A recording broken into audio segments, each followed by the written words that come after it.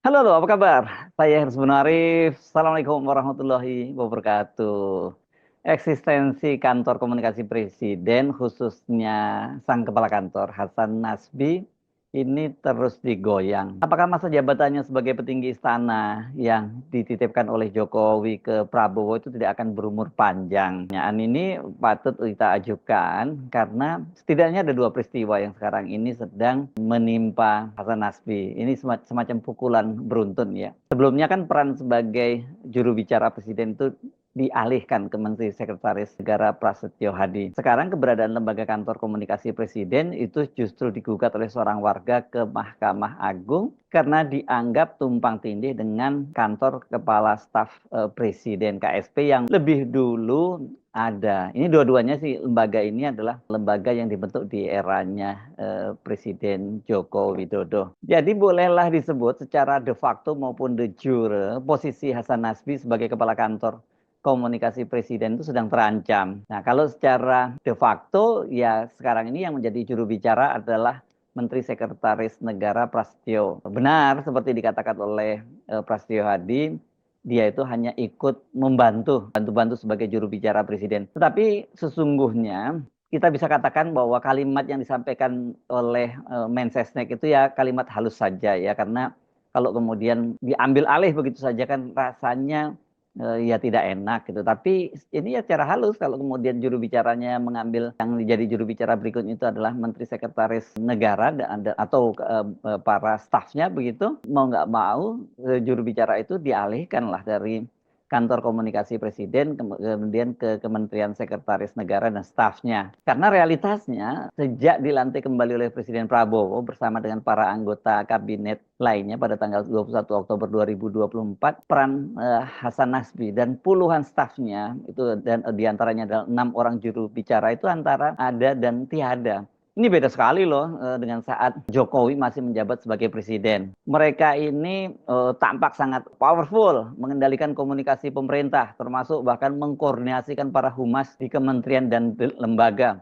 Pada waktu itu kan Hasan Nasbi menginstruksikan kepala humas dari kementerian maupun lembaga menggelorakan keberhasilan pemerintahan Joko Widodo selama 2 periode di media sosial. Makanya banyak sekali kemudian iklan-iklan di media sosial dan juga di media online berkaitan dengan keberhasilan dari pemerintahan Presiden Joko Widodo. Ini aneh ya, di menjelang akhir masa jabatannya kayak masih mau kampanye. Mungkin ini berkaitan dengan yang sering disebut sebagai tingkat kepuasan publik terhadap pemerintahan Presiden Joko Widodo. Nah, biasanya memang ini tradisi di negara-negara demokrasi ketika seorang presiden itu meninggalkan posnya, meninggalkan posisinya sebagai presiden akan ada berapa sih approval ratingnya gitu ya. Tingkat approval rating dari seorang presiden itu, dan Jokowi tampaknya ingin dia dikenang sebagai salah satu presiden dengan tingkat approval rating tertinggi. Itu yang tampaknya kenapa kemudian Hasan Nasbi itu ditunjuk menjadi kepala kantor komunikasi presiden. Karena kan Hasan Nasbi ini adalah loyalis dari Presiden Joko Widodo. Dan ini sayangnya tidak berlangsung lama karena Hasan Nasbi ini kan dilantik oleh Joko Widodo pada tanggal 19 Agustus 2024 atau hanya 2 bulan sebelum Joko Widodo itu lengser. Setelah pemerintahan diambil alih oleh Prabowo, kantor komunikasi presiden itu tidak mencerminkan namanya dan juga mereka tidak pernah berfungsi atau tepatnya difungsikan itu ya sebagaimana mestinya. Dalam rapat-rapat kabinet itu para menteri biasanya selesai rapat kabinet langsung menggelar jumpa pers tanpa didampingi oleh juru bicara presiden, sementara dalam kunjungan presiden ke berbagai negara itu mereka juga tidak pernah diikut sertakan. Setelah perannya diambil alih oleh Menteri Sekretaris Negara, muncul kabar bahwa Hasan Nasbi itu mundur dari jabatannya. Namun hal itu kemudian dibantah oleh Hasan Nasbi maupun Sekretaris Kabinet Letkol Teddy Indrawijaya. Kepada wartawan, Hasan Nasbi pada hari Rabu tanggal 16 April 2025 mengaku dia masih berkantor seperti biasa. Wah, isu dari mana? Ini masih ngantor seperti biasa. Baru aja selesai rapat bareng. Itu kata Letkol Teddy Indrawijaya sebagaimana dikutip oleh kumparan.com. Nah, belum lagi jelas bagaimana status dari kantor komunikasi presiden atau PCO setelah setelah Presiden Prabowo menunjuk Mensesnek Prasetyo Hadi yang dikenal sebagai orang dekat Presiden Prabowo, sekarang muncul kabar bahwa eksistensi kantor PCO itu digugat oleh seorang warga bernama Windu Wijaya. Ini saya baca juga di kumparan.com. Judulnya itu Perpres tentang PCO digugat ke Mahkamah Agung, _2 dinilai tumpang tindih dengan KSP. Ini tayang pada tanggal 20 April 2025, hari ini ya, berarti hari Ahad, itu pukul 16.32 waktu Indonesia bagian Barat, jadi Ahad sore. Gugatan tersebut dilayangkan seorang warga bernama Windu Wijaya melalui kuasa hukumnya Ardin Firanata. Dan gugatan itu sudah diterima oleh Mahkamah Agung pada tanggal 17 April, hari Kamis, dengan dibubuhi tanda tangan dari Pranata Peradilan Hak Uji Material Mahkamah Agung. Windu mengajukan uji materi Perpres tersebut karena dinilai ada tumpang tindih antara tugas PCO dengan kantor staf presiden. Dan dia menilai dalam Perpres 83 tahun 2019 tentang KSP ya, masih ada aturan terkait tugas komunikasi politik oleh KSP yang masih berlaku. Pasal 48 ayat 1 dan pasal 52 Perpres 82 tahun 2024 hanya mencabut fungsi komunikasi dari kantor staf presiden yang sebelumnya diatur dalam pasal 3 huruf G, huruf F dan huruf G Peraturan Presiden Nomor 83 Tahun 2019.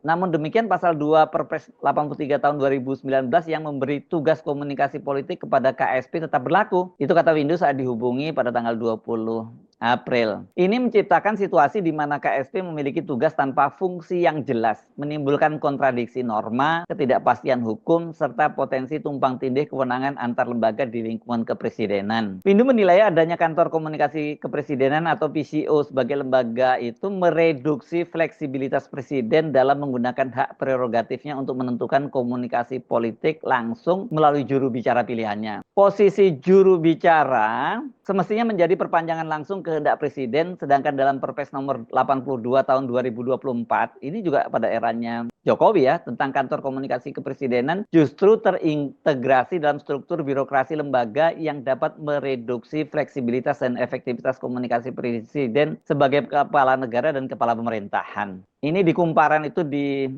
ada pasal-pasal yang diuji secara material. Misalnya pasal 3, kantor komunikasi kepresidenan mempunyai tugas menyelenggarakan pemberian dukungan kepada presiden dalam melaksanakan komunikasi dan informasi kebijakan strategis dan program prioritas. Pasal 4, dalam melaksanakan tugas sebagaimana dimaksud dalam pasal 3, kantor komunikasi kepresidenan menyelenggarakan fungsi A. Pelaksanaan analisis isu dan informasi aktual, strategis, dan politik terhadap kebijakan strategis dan program prioritas presiden. B. Pelaksanaan pengelolaan materi dan strategi komunikasi atas isu dan informasi aktual, strategis, dan politik terhadap kebijakan strategis dalam program prioritas presiden. C. Pelaksanaan diseminasi informasi dan media komunikasi kebijakan strategis dan program prioritas presiden. D. Pelaksanaan koordinasi dan sinkronisasi informasi strategis dan evaluasi komunikasi antar kementerian _lembaga terhadap kebijakan strategis dan program prioritas presiden. E. Pelaksanaan administrasi kantor komunikasi kepresidenan. Dan F. Pelaksanaan fungsi lain yang diberikan oleh presiden. Wah, kalau lihat fungsinya ini memang sangat luas ya. Ya wajar kalau dibentuk, kemudian strukturnya cukup gede juga karena Hasan Nasbi berapa waktu yang lalu melantik 48 orang stafnya ya. Lengkap itu termasuk juru bicaranya. Kemudian kalau pasal 48 ayat 1, pada saat peraturan presiden ini mulai berlaku, pelaksanaan fungsi di bidang pengelolaan strategi komunikasi di lingkungan kelembaga kepresidenan serta pengelolaan strategi komunikasi politik dan diseminasi informasi yang dilaksanakan oleh kantor staf presiden sebagaimana diatur dalam Peraturan Presiden Nomor 83 Tahun 2019 tentang kantor staf presiden, ini yang tercantum dalam Lembaran Negara Republik Indonesia tahun 2019 nomor 2441, dialihkan menjadi tugas dan fungsi kantor komunikasi kepresidenan. Jadi yang benar itu bukan bukan kantor komunikasi presiden, tapi kantor komunikasi kepresidenan. Jadi KKK gitu ya. Ada yang juga memplesetkan KKK gitu ya. Pasal 52, pada saat peraturan presiden ini mulai berlaku, ketentuan yang mengatur mengenai fungsi pengelolaan strategi komunikasi di lingkungan lembaga kepresidenan serta pengelolaan strategi komunikasi politik dan diseminasi informasi dalam Peraturan Presiden Nomor 83 Tahun 2019 tentang kantor staf presiden dicabut dan dinyatakan tidak berlaku. Lantas apa respon Hasan Nasbi? Saya bacanya di CNN Indonesia. Hasan Nasbi mengaku terkejut. Sebenarnya ini bikin kaget, tapi saya tidak bisa menanggapi itu terlalu jauh. Dalam hal ini PCO hanya pelaksana Perpres, sementara Perpres itu kewenangan presiden. Nanti kami minta arahan Mensesnek dulu terkait soal ini, kata dia. Coba kita coba dudukkanlah persoalannya ya. Apa yang terjadi sesungguhnya? Apakah ada kesalahan yang dilakukan oleh Hasan Nasbi lepas dari blunder-blunder yang dilakukan oleh stafnya maupun Hasan Nasbi sendiri ya? Ini yang paling banyak disoroti itu adalah soal teror kepada Tempo, soal kepala babi yang dia bilang ya bagusnya dimasak saja. Itu kan dia dapat kecaman luar biasa dan presiden kemudian menyatakan mengakui itu sebagai keteledoran. Tapi presiden menyatakan bahwa itu kalau ada kesalahan sepenuhnya adalah tanggung jawab sebagai presiden. Saya kira betul itu.